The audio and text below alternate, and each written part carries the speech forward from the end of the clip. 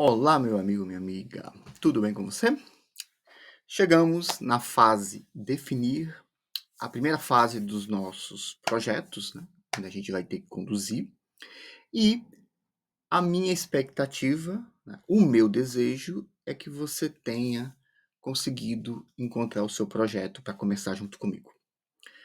Como eu já disse, tente, da melhor forma possível, obter um projeto para começar junto comigo. Tudo fica mais fácil para você. Tudo fica mais fácil para mim também, porque eu vou considerar que você já tem um projeto, mas se por acaso você não conseguiu ainda, tudo bem, acompanhe comigo, mas esteja ciente que você vai ter que voltar mais vezes esse material para relembrar conceitos importantes e fazer as etapas que a gente vai fazer aqui. Tudo bem? Legal, pessoal. Essa é a fase definir. Vamos começar. Como todo início de fase, eu gosto de colocar uma reflexão e falar rapidamente sobre ela. Essa daqui é uma reflexão que eu gostei muito, que vem do Demóstenes, que fala: pequenas oportunidades são muitas vezes o começo de grandes empreendimentos. É, a minha reflexão aqui é mais no sentido de que são pequenas coisas na sua vida que você faz de diferente que podem trazer no futuro grandes resultados. Isso eu acredito fortemente. Às vezes é uma coisa mais simples do mundo que você fez, mas que traz um efeito a longo prazo ou a médio. A curto prazo, nem tanto, gente. Na grande maioria das vezes, a gente não vê efeito nenhum. Mas são pequenas coisas que a gente vai fazendo, inclusive pequenas coisas que a gente vai incluindo nos nossos hábitos, que torna a gente pessoas totalmente diferentes no futuro. Então, essa é a mensagem, tá? Eu peguei essa frase e estendi um pouco mais, mas é o que veio na minha mente, tá bom? E é isso aí, tá legal? Se você teve alguma interpretação diferente, fique à vontade também em compartilhar. Legal. Então, gente, como é que a gente vai fazer agora, né? Lembra que no início lá da fase pré-definir, eu falei o título do projeto? Certo. E aí o que que eu fiz? Desmembrei para você várias possibilidades, né, de ideias, várias fontes de oportunidades para você identificar o seu projeto. Dei 100 exemplos de projetos, falei inclusive da priorização, caso você tenha uma série de projetos, para isso tem que escolher um. Ou seja, eu abordei praticamente tudo que eu sei com relação a essa fase antes de começar o projeto. Agora eu vou falar sobre o projeto do estudo de caso, certo? Vou falar rapidamente sobre ele, e aí, depois que eu falar sobre ele, a gente vai para as atividades para você entender como fazer o que eu fiz aqui. Tudo bem? Então, no estudo de caso, gente, né, nesse caso aqui está escrito bebê, tá vendo? Black Belt. Vamos ler rapidamente ele aqui para você entender. Atualmente, né, o nome da empresa é uma empresa fictícia, obviamente. A empresa PVC São Paulo obteve um aumento de mais de 100% nas reclamações sobre o excesso de umidade no seu principal produto, o PVC. A situação se agravou quando grandes clientes começaram a devolver produtos e cancelar pedidos. Então, note como ficou grave isso, né, gente? Aumentou muito o nível de reclamação e não só isso, os clientes começaram a devolver o produto. Só para você entender tecnicamente, tá? Quando você está fabricando o PVC, se tiver um pouquinho de água, de umidade, as máquinas não conseguem processar esse produto, não conseguem derreter ele e ele não vira plástico lá na frente. Então, esse é um baita de um problema, tá? E essa empresa, ela fornece produto PVC, não é o PVC pronto, ela fornece o que a gente chama de pellet, umas bolinhas, e que essas bolinhas vão para as fábricas e nas fábricas eles fazem o que você consome na sua casa. Tem o PVC, tem as tubulações, tem vários tipos, tem copo de PVC e várias outras opções. Então, se tiver um pouquinho acima de umidade, é um problema grave. Por isso que eles estão começando a devolver. É isso que você precisa saber, tecnicamente, no início, tá bom? Legal. Então, qual é o objetivo desse estudo de caso? Nesse caso aqui é um trabalho, tá, gente? É um projeto, né? É identificar os fatores que estão contribuindo para o problema, certo? Ou seja, identificar as causas raízes, implementar soluções rápidas para reduzir o impacto nos clientes e implementar ações com resultado permanente.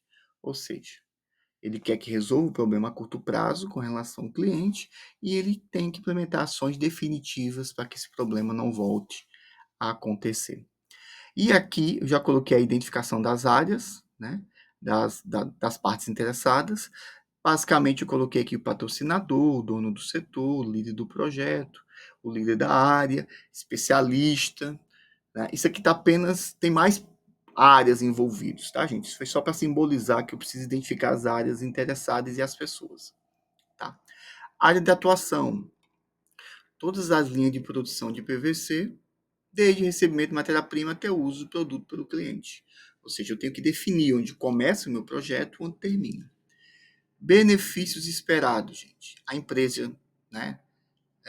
Eu coloquei empresa XYZ, mas a gente já sabe o nome, que é o nome da empresa é o PVC, tá? São Paulo. Reduzir as reclamações dos clientes em 90%, aumentar a confiabilidade dos indicadores técnicos de umidade. Afinal de contas, o problema passou para o cliente. Né? E benefício para o cliente, dar total suporte e substituição dos produtos fora da especificação e retorno da confiança da utilização dos produtos. Então, isso, gente, é a introdução do meu projeto. Essa é uma forma, existem outras, tá? Que você vai ver, inclusive.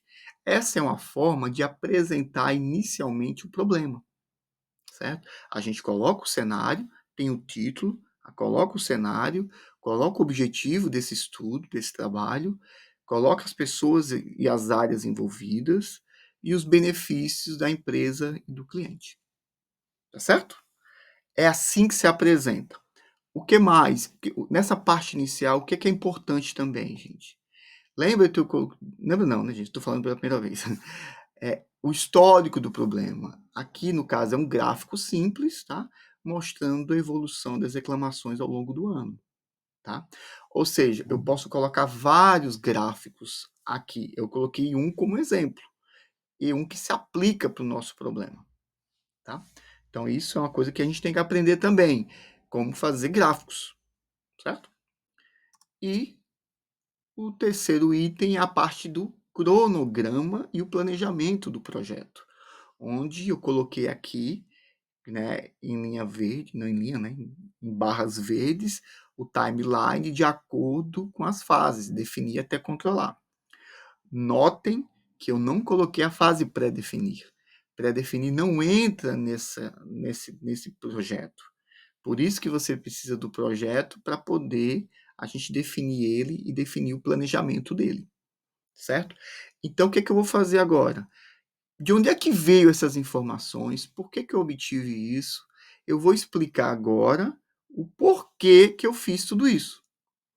Aí você pode me dizer, Israel, essa parte que você está mostrando aqui está muito simples, eu entendi tudo, eu preciso estudar adiante o que você vai apresentar agora? Sendo bem sincero com você, a resposta é não. Eu não sei o nível de conhecimento que você está, certo? Se você já está acostumado com esse tipo de trabalho, então é essa a ideia que eu quero passar para você. Você pode melhorar ele? Pode, sem problema nenhum.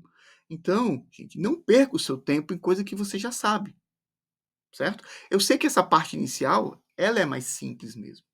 Mas olha, vá com calma, viu?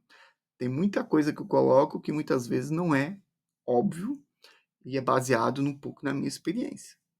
Então, assim, se você já não é conhecedor desse assunto, está começando agora, eu recomendo que você siga o meu material.